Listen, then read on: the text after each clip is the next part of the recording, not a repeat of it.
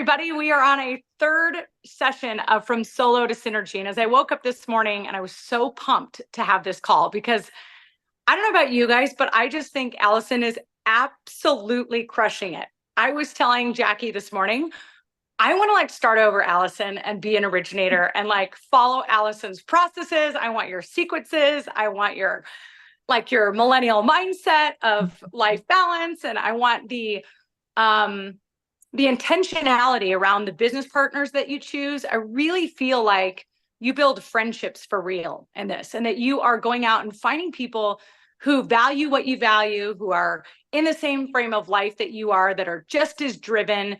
And so as I was coming into this call, I said, what is my intention for this call? What do we hope to accomplish? And the first one is, I hope that you have a belief now that you can scale.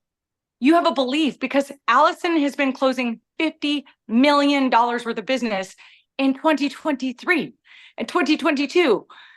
And I'm going to mention it again, while pregnant and having a newborn and having gone through IVF before that. And of course, we all have busy lives, and we could say it's the market this, or it's my city, or you don't understand. You're in a big market, in a big city, and sometimes it's hard to stand out in those markets. It's hard to weed through the 30,000 licensed agents. So we can all have excuses, or we can have results. And my hope and wish is that by bringing Allison in front of you all, that you go, she's the real deal. She's 33. She's living it, breathing it every day. She's actively putting loans on the system and closing them. And at the highest level, she's recruiting and growing a team. She's showing up for coaching calls. She's killing it on social. How is she doing that? Well, last week we showed your calendar. And I know that the key thing for all of us with change and growth is there has to start with a belief. There has to be a decision that you say, you know what? I know I'm made for more. I know I'm made for better. I know that I have more talent in my gosh darn pinky, but I'm so chaotic that I need to step up and be a leader in my business. Not a helper, but a leader. I want to be on purpose. I want to have processes. And I want to go from this chaos and maybe doing it all by myself and feeling alone and living in a vacuum to now having a team, having a vision, and working the plan. I think it's three things. It's belief, it's plan, and it's accountability. But as a coach, I cannot help you with your plan. Allison can't help you with your plan unless you have the freaking goal to start with, right? So for many of you, you just need to set the goal. I need to double my volume. Why? Because you just need something to laser in on. Stop worrying about how you feel and just show up and go for it. And you've got the support around you, and you can use these tools. I know a lot of people have been asking you about your sequences, and now we're already going, oh, we need probably a fourth call. We need to go behind the scenes, more to come. But the reality is get your goal in place and just claim it.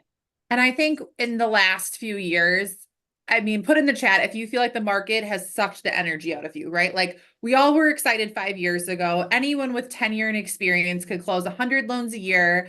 Everyone felt like they made $1 million and they're the greatest thing that ever walked the universe. And now people just kind of got the soul sucked out of them with the market. And you know what's really cool is I counted this morning while I was getting ready for this. I had 47 people DM me within 2 hours of our last call, thanking them for just giving them energy. So many of us get on weekly calls with our CEOs or whoever at our company, and it's, well, when rates come down, well, when this happens, instead of shifting the energy away from let's talk about what sucks in the market to just how do we go get more business? How do I close another loan tomorrow? How do I pick up a new referral partner or a new builder?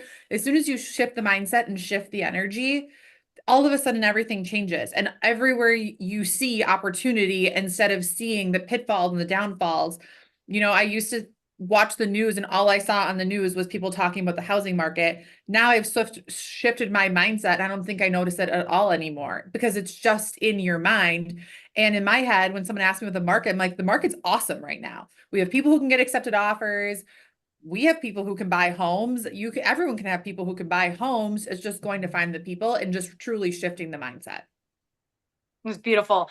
So today we're going to talk about being that leader and having the dialed in process around building a team. And what I do want to say to all of you that feel like the life has been sucked out of you, enough. change the story. I don't care that we've been battered and bruised and all these things.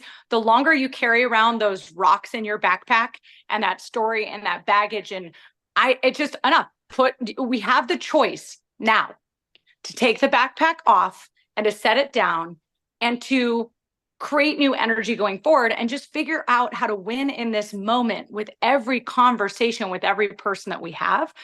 But it really helps to have a vision of like, I don't want to do this alone. I want to build a team. Who is the right person to hire? What is their vibe? What do they look like? What do they do? What are their skill sets? What is their experience?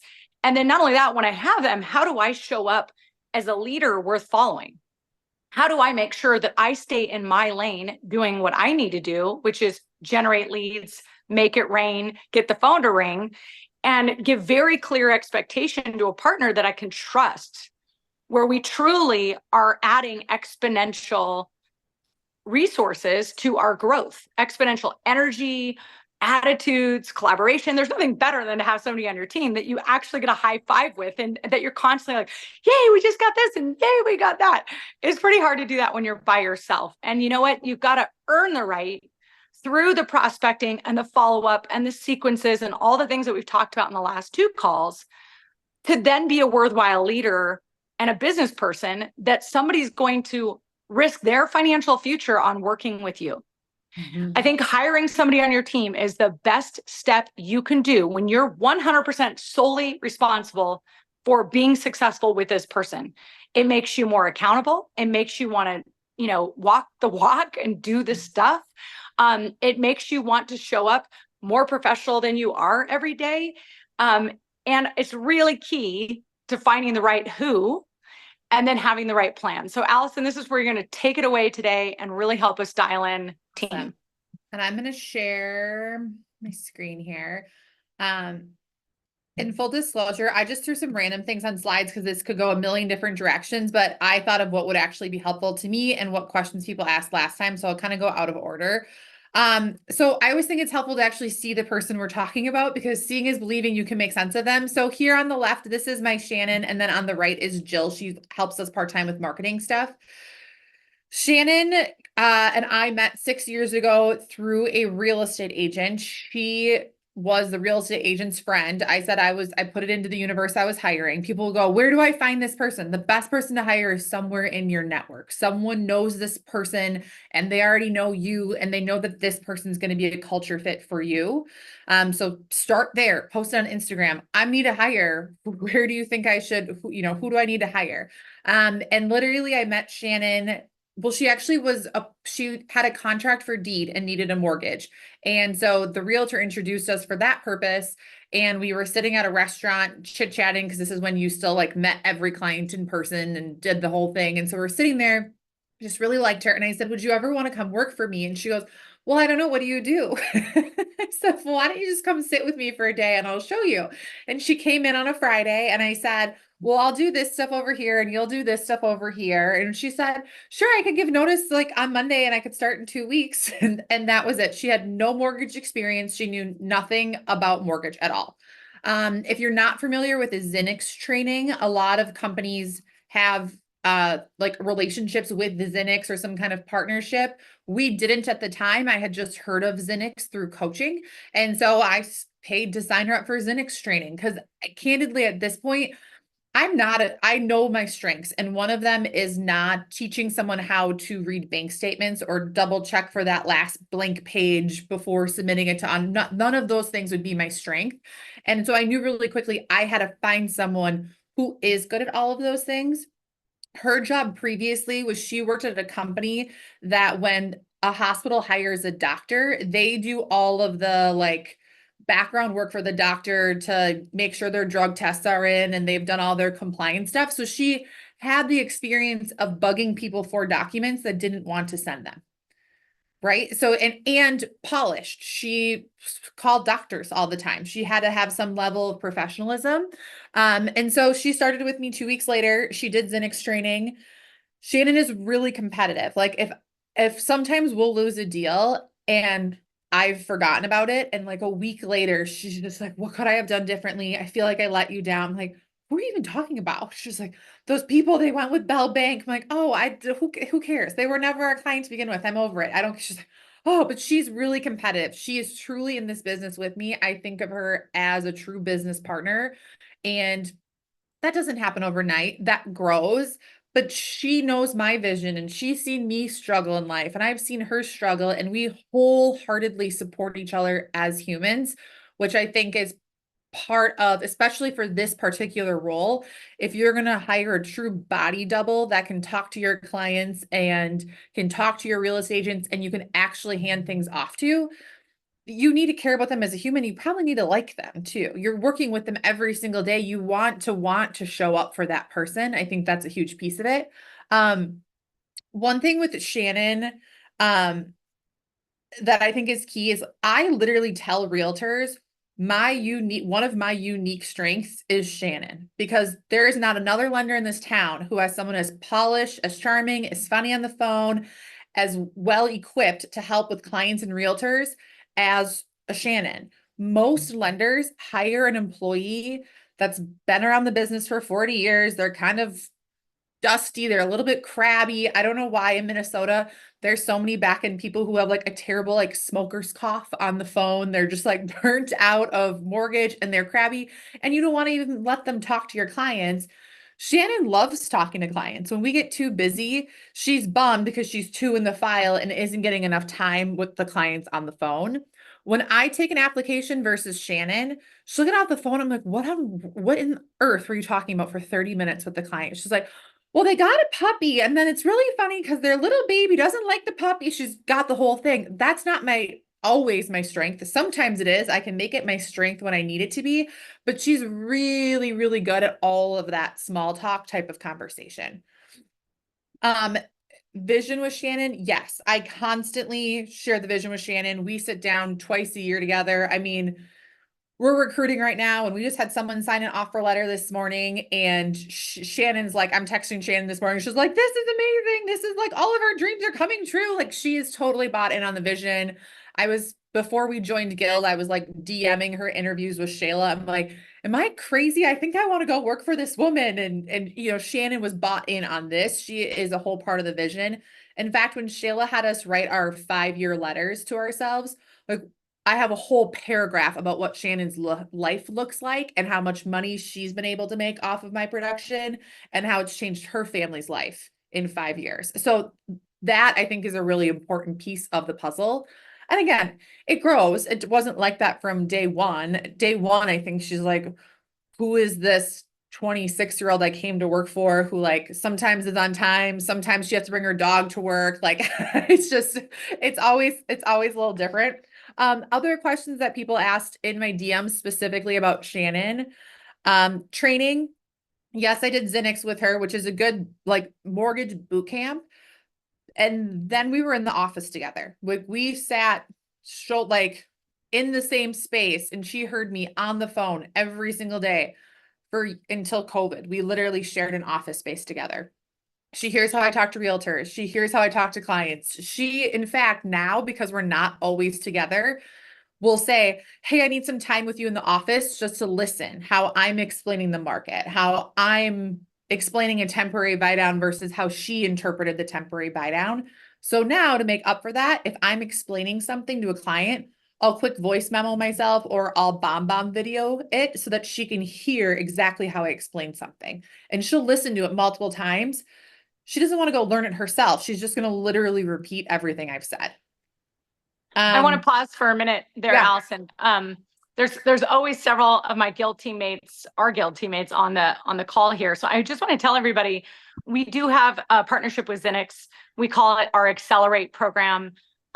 So we third party use Zinix and all their training, but we have an internal concierge person that actually holds your assistant's hand and kind of provides that accountability and those check-ins throughout the process. Because one thing that we can do as loan officers is get people really excited, but we drop them off in the deep end of the pool and then we're off. And this is a lot, right? And I built my business almost all on inexperienced people, just like you, Allison. I think it was a function of me being in my 20s, and all the people with experience looked at me like, ooh, I don't know if I want to take a risk on this chick. And I eventually was like, this is not rocket science. What are those? Who are the people I'd want to go on vacation with? Who are the people that are sharp, charming, and competitive? We can teach them how to do this. By the way, those are my three things: sharp, smart. You said polished and professional. I like those words. Charming and competitive. I want to enjoy working with this person more than anything. So my number one rule is I must really, really, really like you.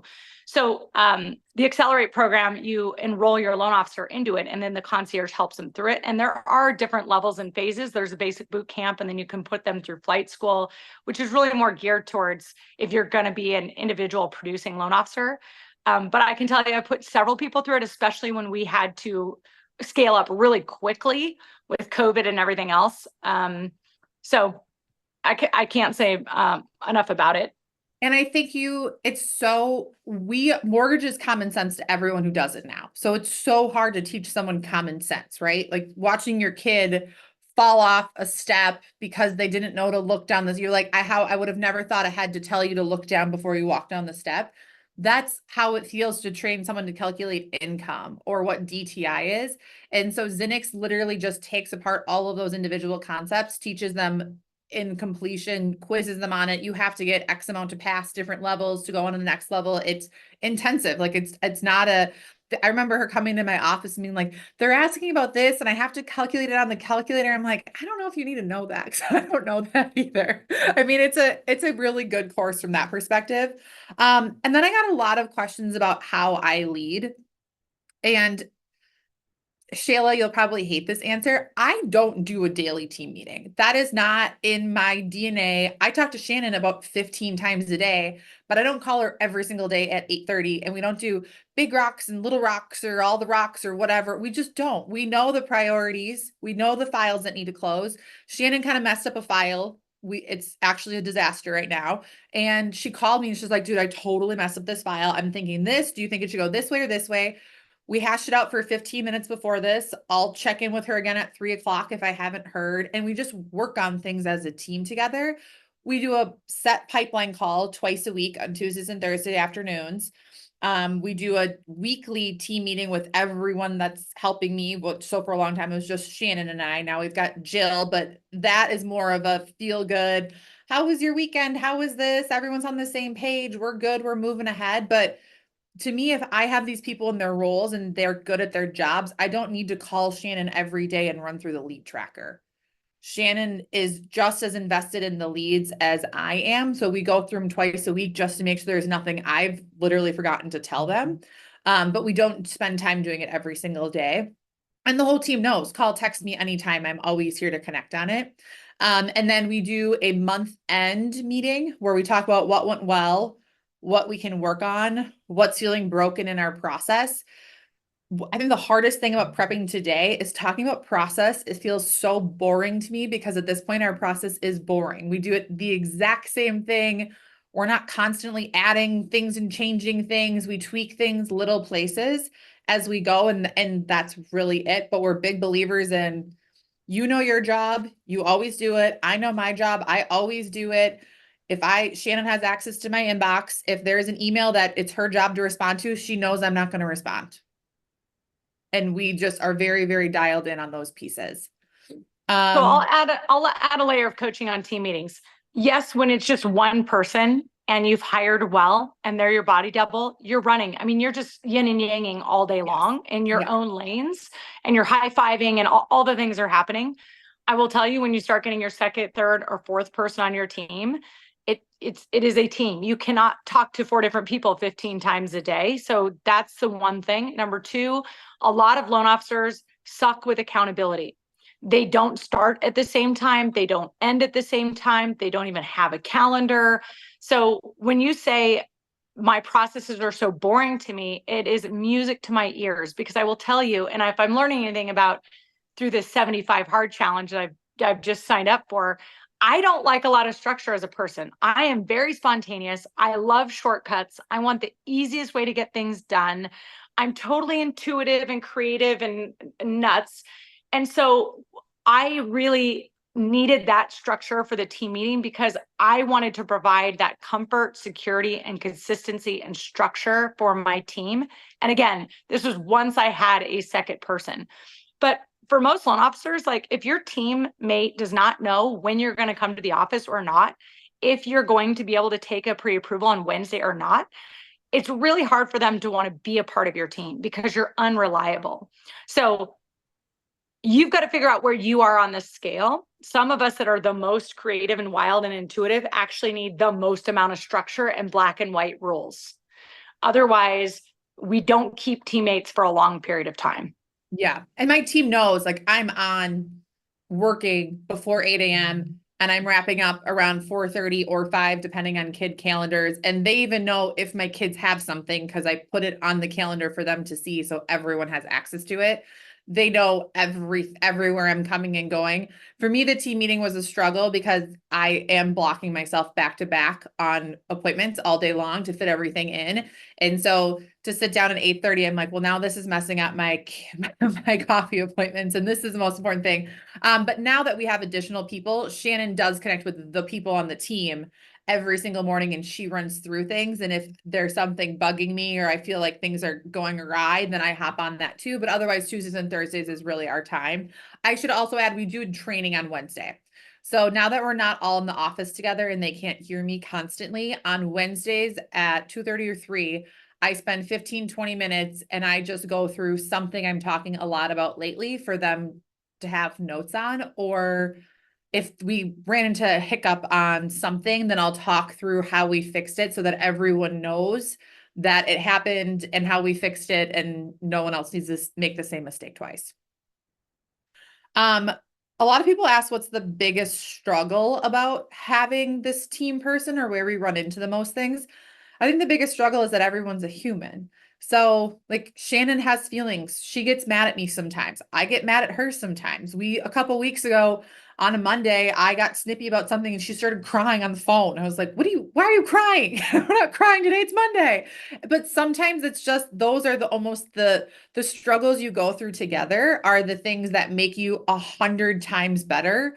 And you kind of have to go through those conflicts and those tough times and those missed opportunities on a file or those things that go wrong to really dial in your team and get to the next level. Because typically the problem is you. Shannon's showing up and doing the same thing every single day. If something's going wrong, it's probably me not explaining it correctly. It's probably me not setting the expectation. It's probably me, I ran here and I forgot to tell her we're going. And so those are usually the conversations, and it's being really honest with yourself and digging in and going, what could have I done differently?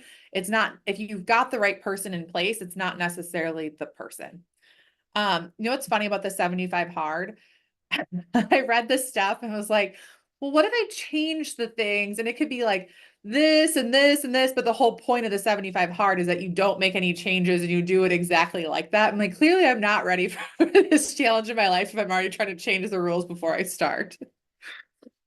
It's absolutely the thing when I listened to that podcast was like, oh, like if you work out for 42 minutes instead of 45, you're done. You have to start over. If you drink 120 ounces instead of 128, you're done. And listen, I think some people need that kind of structure in our lives to just set it relative to the team meeting. But I'm also going to say this relative to leadership. Some of you are going to be joining me and Allison and my whole crew in the coaching program I'm starting in July called Catalyst Coaching. It's going to be large group coaching every Tuesday from 11 to 11:45, $300 a month. I'm building an online community around it so we can be constantly collaborating and I can find those superstars like Allison and put them in front of you guys and people that are having success and figuring out and decoding what they're doing. And what I want you to be aware of as you join that journey is that some of you just need to say, tell me what to do, and I will just do it. Like the reason that you're getting in your way of your own success is because you're constantly reevaluating. If what you learn from Allison is that she is very strategic, she listens a ton, she's always learning, but she's making small tweaks. She has taken a lot of coaching and said, you guys saw her calendar. Like I could tell a lot about your business and your life and your ability to have a team. And if you're a business person based on your calendar. So first you got to set the goal. And if the goal is to double your volume and you tell me I'm doing 5 loans a month now, I got to get to 10, or you tell Allison I'm doing 10, I've got to be at 20. And right now you have an LOA that's not the right LOA. And we've got some scaffolding that has to happen. You basically need to know what is the plan and how am I going to calendar it? And you need to have a boss. Like I dropped hammer on my team on Monday. Allison was on that call. Mama got mad because I loved it. I was like, I haven't seen this. This is new. Sometimes Mama gets mad because I was like, gosh, dang it. I get you knuckleheads. We're all these like intuitive, creative, but you're frustrated with your success. That's when you need to surrender. That's when you need to say, I'm pissed off. I'm freaked out. I need this result. Tell me what to do.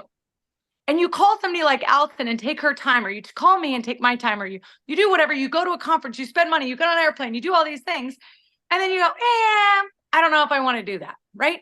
Stop thinking and worrying about your feelings and start going, what is the aligned action that feels consistent with me and my style? Do it in your style, but then just do it over and over and over and over again. I guarantee that Allison is not in love with spending a month writing her sequences. No. Like that is tedious, boring shit work. And I know you don't love doing that, Allison, but she was more committed to the goal than committed to do what was fun or felt good at the time. Yes. Okay. So you could tell I'm still a little pissed from Monday, because what I want to tell you all is just trust the process. Like get a coach, state your goal, write the plan, and then just do it over and over again. Thank you, Jason. It's always nice when somebody gives me a woo woo when I'm jumping up your ass, and then you're like, I love it. I want more of it. So, and it is true. I mean, okay. So Shayla, if you're internal, Shayla's coaching us on our money every single month. I don't manage the money. I don't know how to log into a bank account to save my life. And Shayla's like, that's wrong. You need to know these things. It's okay. You don't have to be the CFO of your household, but this is a really big deal. And anyone would agree. My husband would agree. It's a big deal. I should pay attention. So Shayla said, you're going to start doing a meeting every single month. Stop trying to do it on Sunday nights when your kids are home and everything gets chaos. That's obviously not working. Do it when you've got childcare and everyone's booked during the week. I'm for accountability. I'm sending you my budget because we did it this week. We had our financial meeting. It was not fun. It was not fun at all, but you need someone to do it. And it was eye-opening. And all of those little things help. And now we keep doing it for 12 months. And I guarantee as we go through our budget, it takes us 5 minutes to get through and it's not as painful. And it's clockwork and you just figure out how to do it. Same thing with hiring a person, you guys. Hiring a person is the best thing that can probably happen to your business, because when you're the boss and you have to show up for someone else who feeds their family, you're going to show up. Allison, before hiring a person, if it's nice outside, I'm on the lake. I'm not going to work.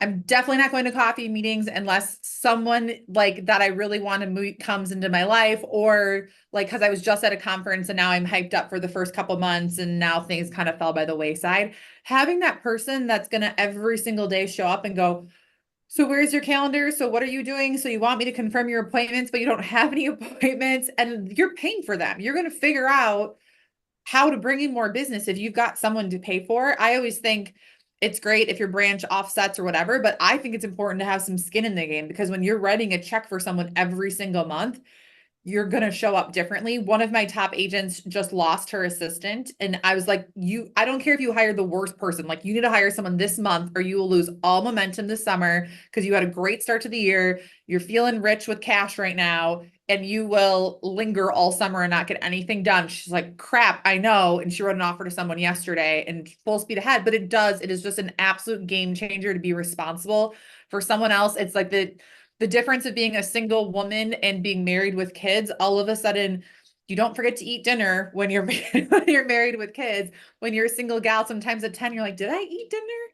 It's the same routine that you put yourself in as a true business owner when you employ somebody else.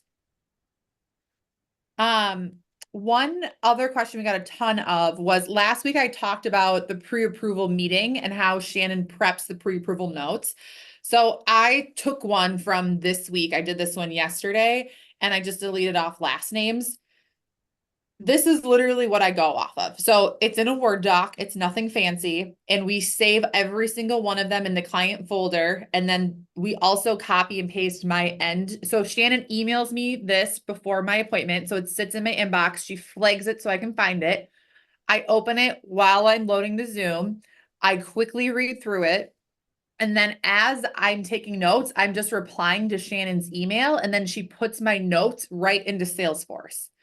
And so we've got like, this might not make sense to everyone, but we've got it so dialed in on our shorthand lingo of what things mean to us and little things. Anytime there's something that could save time, we add it to this list. So like right here, this MI premium thing, who has been on a weekend and someone needs a loan estimate and you're not on your computer and you're trying to do numbers on your phone, but you have no idea if they put less down what their MI premium is. So it's in our notes because I can pull it up on my phone, do the math and go, oh yeah, your MI premium is barely going to change if you drop to 10% down. Go ahead, do the appraisal gap. I'll run you new numbers later, but we're good to go here. Same thing with their phone number. Yes, we have it a million other places, but sometimes this is the document I have up or the fastest one to find on my phone. And so I want their phone number on here. I need to know right then and there when I get on the meeting who referred them, just in case I can't remember. A lot of times we run what they want to purchase or we run what their top end is, but we don't have notes on both. I always make sure we have notes on both. And if you can see, can go to jumbo. So meaning she hasn't verified additional assets. If they decided they want to buy a $1.5 million house, maybe their DTI allows for it, but we don't have enough cash to close. So that if someone asks me that question on the phone, I'm not going, oh, I don't know. Hold on. Let me pull up your file right here in front of you. I can refer to the sheet and go through it all. And also timeline is the other key piece. When I'm on the phone with someone, I want to know, okay, are they trying to buy a house next weekend? And I need to talk about strategy in the market right now, or should be having more of a long-term plan phone call with them. The other big thing in asking these questions again on my Zoom or Teams with them is half the time the answers change. So then I can go, hold on. Initially, you guys said you want to purchase before the fall, but now you're talking about now. Is there a house that popped up? Has something changed? Oh, well, something did change. My parents said they'd gift us 20%. Oh, okay, great. Well, now we're looking at different options. Or, oh, we talked to our financial advisor and they said this. Oh, great. You have a financial advisor. Should we be including them in this conversation as well? So having the upfront notes compared to what we're talking about current just helps to differentiate. Matt, you just asked, where do we keep these notes? So we literally just use like our OneDrive or whatever on our computer. We have a client file, last name, first name of client, and every one of these gets saved there. Along with you can see we have our notes on what else we send. Rent versus own, rate range calculator, buy down comparison, real estate report card. All of that just gets added into the shared drive so that we always can see what we initially sent them. And then Shannon's also emailing it to me. So I'm not going to search the shared drive for it real time. I'm just looking at her email and opening it up there. And then when I reply back to Shannon, then that triggers her to go, okay, and we have to move them to a sequence and they need to get a handwritten thank you note in the mail. And I'm going to update the real estate agent. And so it triggers all the different things. I did some of like just little snippets of the real-time checklist that we use. Like this is how many things are on the checklist just at new lead and just to check for on pre-approval. And just after I send the initial reply email to Shannon, it's so easy to make a mistake once and think you're never going to make it again. But the reality is, unless we're keeping track of these things and putting them on a checklist and it's ingrained in us constantly, you will at some point forget. Or sometimes Shannon's out of the office and I'm like, okay, we got a lead.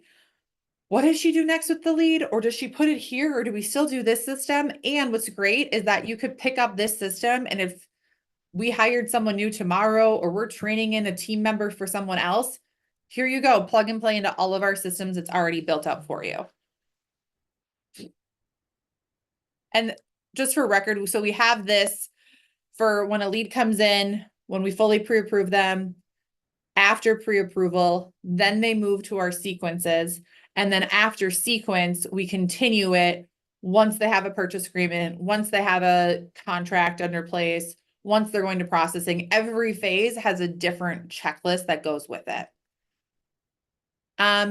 Yes, all these this recording will come out too, Ian. You don't have to be writing all this stuff down rapid fire. And I'm a fast talker, so that would probably be scary for you too. This is the other real key in having a person.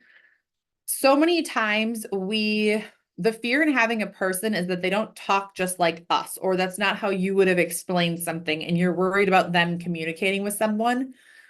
The easiest thing to eliminate this and to save your time, if you are trying to be a high producer with a skinny team, is to have an email template written out for everything. This is just some of the email templates and I had this slide last time too, but we didn't really talk through it. This is some of the email templates that we have typed out, and we literally keep a running Word document so that we can always go back, edit them, and any person on the team has to keep these email signatures in their Outlook all managed, so that if someone asks them about a 2-1 buy down, they have exactly how I would explain it. If someone asks about, okay, well, I locked in my rate, what does that mean? They have exactly where I would explain it. Chris, everyone at Guild uses Salesforce for everything, and it's integrated into our LOS system, along with the outreach, which is all the sequences that we send out as well. So I think that this is a really key piece, just because that way, if Shannon's out and I need my processor to help do something, or we lose the whole team and we have to start brand over and fresh, this is the biggest time saver, and it's a time saver for me. Last week, Shannon was on vacation, a new lead came in, and every single time we took in 22 new leads last week, and every time a new lead came in, I just dropped down my signature and hit send, because I know that that signature is exactly what I need to say. I know that there's no issues in the spelling or anything like that. One key to the system too, and I think a lot of us kind of go to these conferences and join coaching, and we hear all the things that everyone else is doing, and we just want to copy it. Because I was actually going to include all of my email signatures in here. But I think and why I only included the titles is I think the real key is really going through it and figuring out, how would you explain something to a client? Your unique ability is not how someone else explains something to a client. It's why they chose you is likely because of you as a person. They liked something, or you sparked something in them, where they are, like Shayla always talks about, leader versus helper mindset. They want to be led by you. Why is it that they want to be led by you? Well, maybe they liked how you explained something. Maybe they liked how you particularly did something. So I think it's really important that you are taking the time to type these emails, how you sound, how you speak, so that you're educating the client to your level.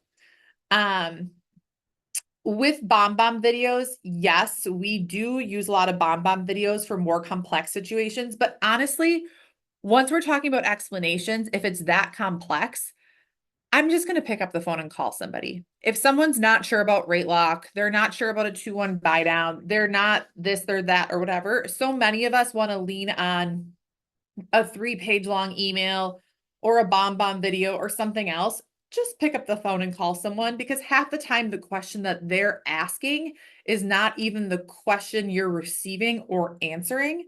And they want just that time with you to go through it and explain it.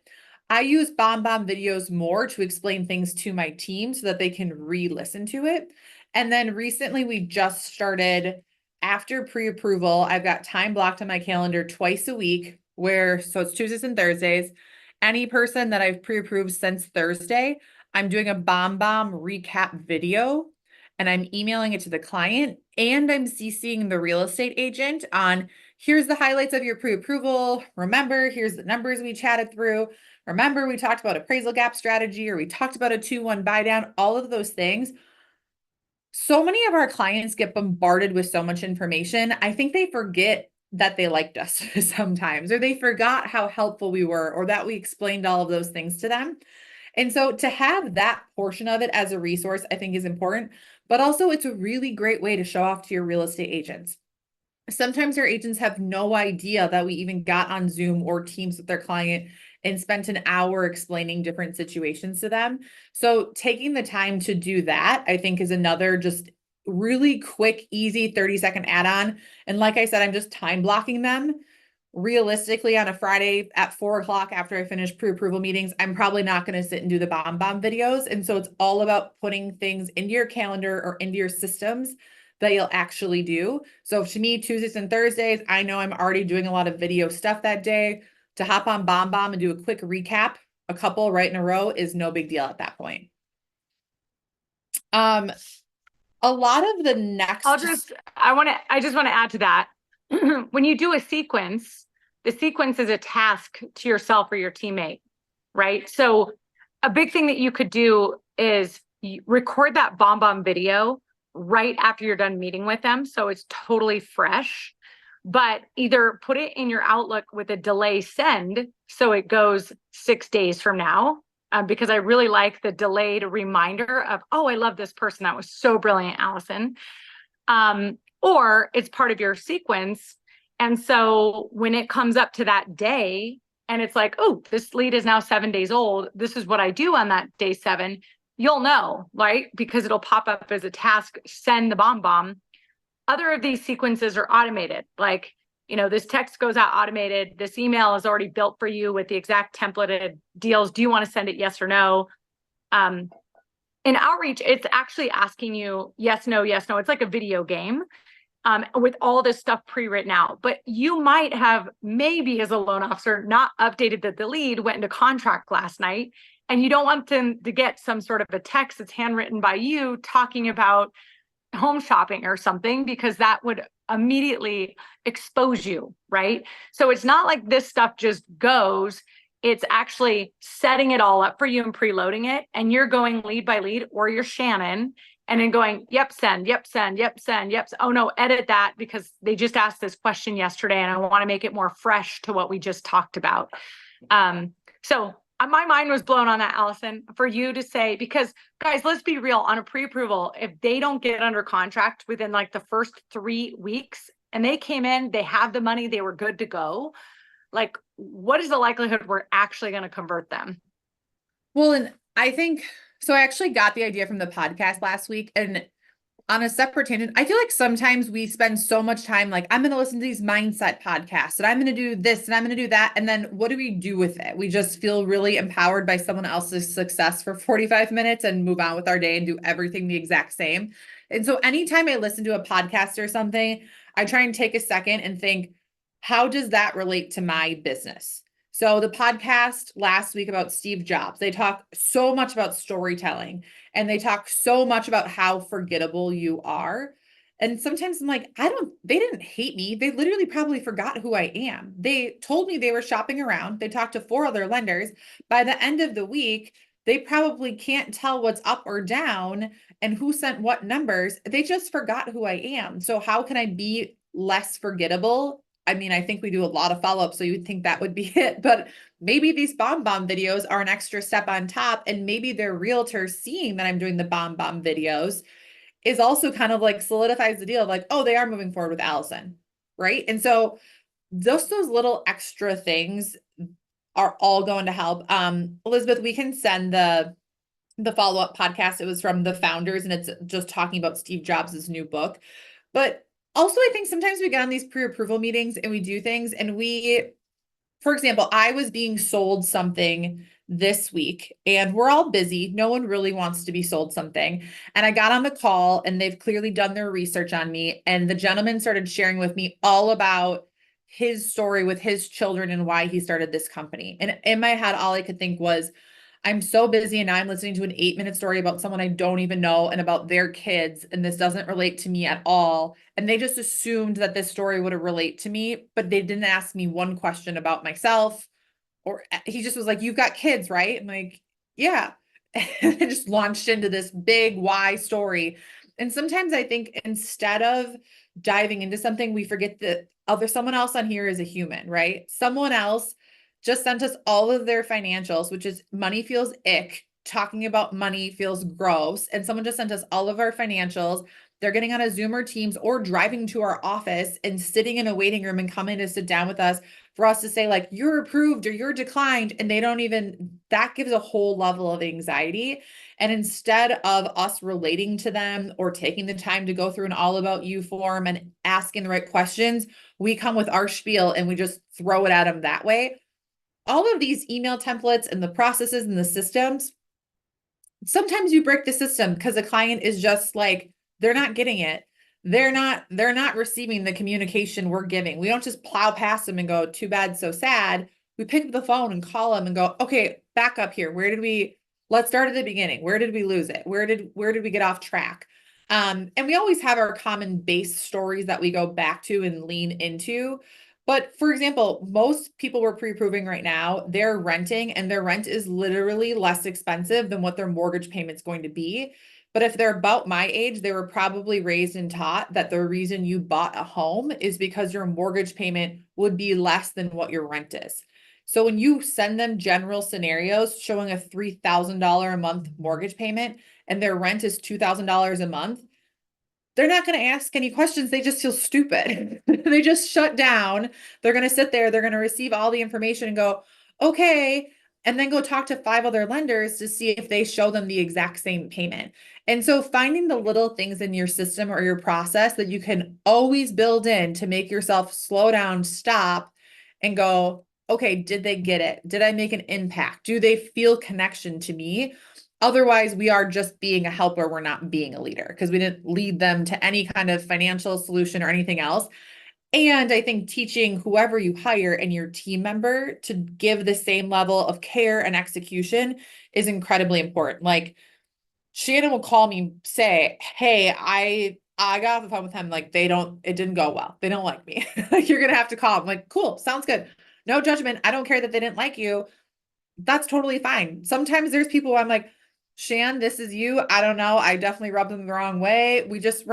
Sometimes you catch people on different days and the same finesse and care and strategy we communicate to our realtors on, we have to do the same with the client and all the way through the process and not just put them like square peg round hole all the way through our mortgage process because we think we know best and this is how someone necessarily told me to do it. These are human beings that are buying a house that we have to help through.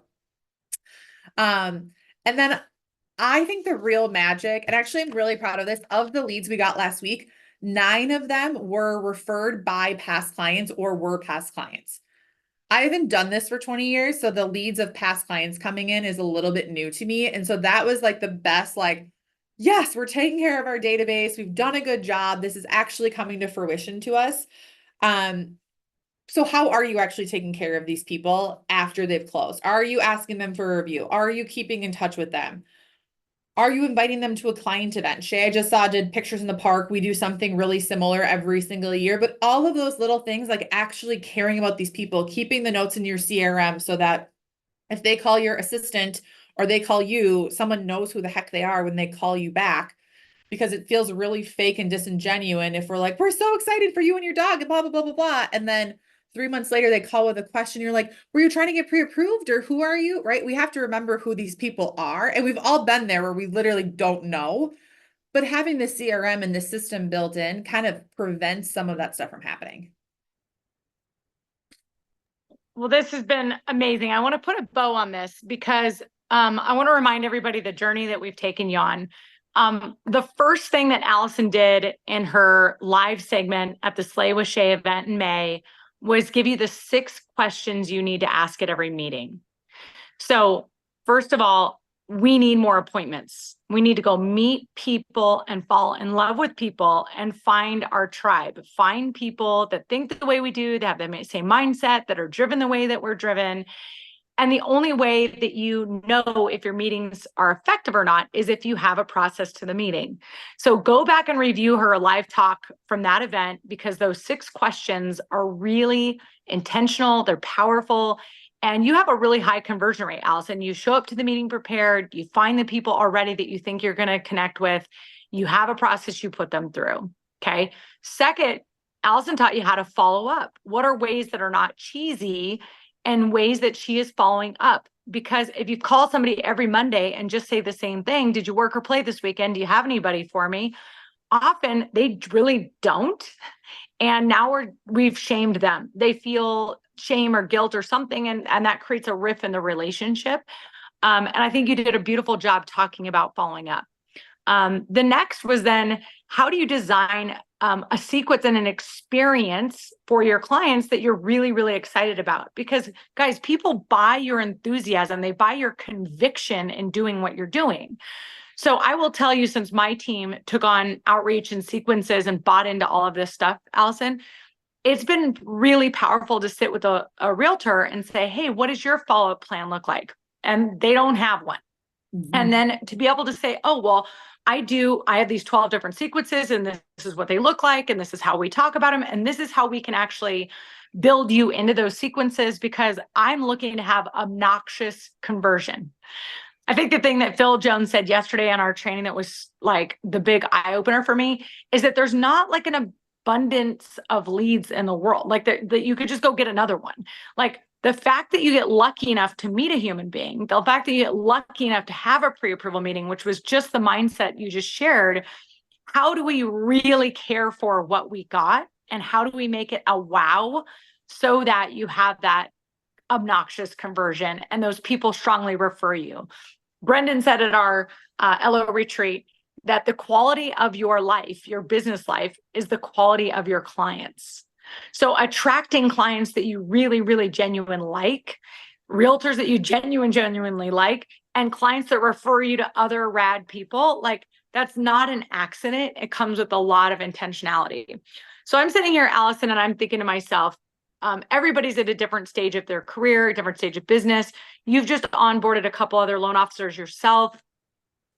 Where are you starting with most people? What are you coaching on constantly every week? Where are you starting with them? Where would you say do this first? Like, do you wait to do sequences and process till after you have a person? What is the stuff that you help people go through? So no, you do it all. Like not do it all like, oh my gosh, this is going to be so hard for you. You're not going to be able to do it. Well, what if you're joining our team, you get all of our sequences and you get all my email signatures and you get all those things. And I tell you, just delete Allison and put your own name on there and you get all of the things that we're doing. So that's part of it. But if you are at a different company and you don't have this support, you don't have this structure, my first recommendation would be to sit down with a piece of paper and go through step by step. A lead comes in, they fill out the application, they upload their documents, all of the steps that go in those processes, so that when you are dialed in enough to have your first person, you can hand those steps over. And so that when it's just you and you went from 3 realtor appointments and now you're back to your desk and you can't keep your head straight, that all you have to do is go through a checklist and follow your checklist, which is an elementary student can follow a checklist, and just execute the best way you know how. The sequences and things like that, don't spend months and months building something like that. Find something easy and just implement some kind of routine follow-up. Because if you're the only person doing it, that's when you need it the most. You don't have time to call all the pre-approvals and text them every week and track what they said. You have to live and die by some form of CRM system. And then the number one thing you should be focusing on is how many realtors can I meet with and how do I get really, really good at this appointment so that you wow the heck out of them. Actually, kudos to Tina. I hope she's on here. I met with a broker last week and we are going to get all of their brokerage's business, which is so fun. He had just met with Tina, who is new to Guild. And he was like, Tina's awesome. She was so impressive. She knows her loan products. She told me about this product and this and that. And I was like, I don't even know what that product is. Like, that's amazing, right? Like, but those are the things. She's practicing it. She's trying to get her 6 realtor appointments a week because we know that's what she needs to hit her numbers. And I think, like you said, you have to have a plan. You don't know until you know this is what I want to make. Okay, if this is what I want to make, how many deals do I have to close? If I need to close this many deals, how many leads do I have to get? If I need this many leads, how many realtors do I have to meet with before I actually get those leads? If you don't have a plan like that, I don't even know where you would start. So I think the first thing is making the plan too. So you can say, all I have to do is meet with 6 realtors a week. 1 a day, 2 on Tuesdays, right? Whatever that looks like, or it's 1 a day. That's not that scary. that's really, really obtainable. Awesome. Well, I'm so grateful that we did this, Allison. And I mean, it's evidenced by the fact that we've had 80 to 100 and something people showing up 3 weeks in a row. It is nice as hell outside. It is graduation. It is time for most people to just start playing. And yet we've got these driven, hungry people that are voraciously absorbing what you're doing. Just a reminder that, Allison is so generous and constantly giving to me and our community, and I'm giving it back. And it's this synergistic energy that we're all working on. So I want you to be a part of that. That's what Catalyst Coaching is about. The number one question I get asked all the time is, I need a coach. It's clear. I need accountability. I need to be accountable to myself. I need to surrender to a process. I need to be in community with others. And I finally said, all right, I'm just going to do it myself. I'm going to do it. I've been referring other coaches for the last 6 years that I've been retired from outside coaching. And I'm doing it, and I'm going to make it affordable. And it's going to be about building this community, because it is really fulfilling to find people who are really driven, leaning in, eager, that says, will you help me? We tell them what to do, and you do it, and you have this result. Just like Tina just went and did it. Congratulations, Tina, because she's like, oh my gosh, I've been doing this for like 8 years, and I feel like I didn't know how to do anything before before meeting Allison. And that's kind of how the world works, is that we're bumping along by ourselves. We're using our charm. We're using our wit. We're, figuring out the way we can get business together. But there is a community around you if you choose to participate, if you choose to be all in. And I think what's so different about what you build, and I don't even know if people realize this about you, Shayla, when we get on a coach call with you, were like a little tough on Monday, but it's not like you're yelling at people like, why didn't you get your 6 realtor appointments? Where's your 4 deals? That's not how you coach. You bring energy and inspiration that puts a little pep in everybody's step, so that they want to go make that one extra phone call, so that they want to go build their dream and think bigger and dream bigger. Not so they're like, oh, I got to fill out my greatness tracker, otherwise, and fake some names in here. Otherwise, Shayla is going to send someone to yell at me. That is not what it is at all. It's about the energy and the positivity and the excitement that we all need to go achieve our goals and just think differently about the business. Yeah, I'm constantly working on belief, and your belief and that you are worth it. The only way I believe somebody can be a real coach that isn't just doing it for the money for some reason is if I believe everything that you've done and everything that I've done is teachable. Like, it's 100% attainable. I believe every person on this call can build the business that you've built. Now, they're going to do it with their style, with their flair, in their marketplace, with different niches, with different strengths. But like, the overall container and what's possible is there. And I will forever, ever never give up on people if you're showing up to say, okay, let's get your belief in line. What are your strengths? How are you showing up? What are you saying this? Because it's about making choices and being empowered to do it. And oh, by the way, when you do that in community, you go, okay, that person just did it. If she can do it, I can do it. And he did it, and I can do it. And gosh dang it, I've been living in excuse land for this week.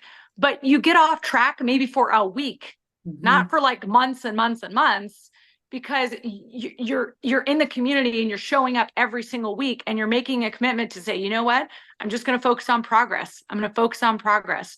What you put together, Allison, is really awesome. And it's taken a lot of your time and effort. And I want to acknowledge you that you have shown up. You've leaned in. You've gone to the coaching seminars. You go to conferences. You listen to podcasts. You execute. And this hasn't been an overnight thing. But what I love about what you're willing to do and how you've opened yourself to lead others is you're basically compressing time. What maybe took you 3 or 4 or 6 years to figure out, what took me 8 years from not having a team to having a team, we can now teach somebody how to do that like in a year instead of 6 years, because we're compressing all those lessons down. So thank you for being on with us. Congratulations on a killer series, Allison. You've just absolutely brought so much value to everybody, and I'm so proud of what you're building. Now on to 80 or 90 million for you this year, Allison. No pressure. Well, and it is funny when you say, like, when you see someone else do it, we're in the daily hustle call, and I wasn't on it today, but Amanda Ray said she sent 77 texts today. I'm like, I'm falling behind. I need to go send 77 texts to somebody. But that, and it's not that there's like someone told me I have to do that too. You just want to. It's like the feeling you get when you leave a conference and you've got fire in your belly all over again and you've never felt more unstoppable that last day. That's what we get every single week. It's just different. Oh, cool. Well, we're all leaning in and giving energy to each other. Thank you all for being here. Thanks, And guys. stay tuned and connect on Instagram or join us in Catalyst Coaching starting in July. Ciao. Bye.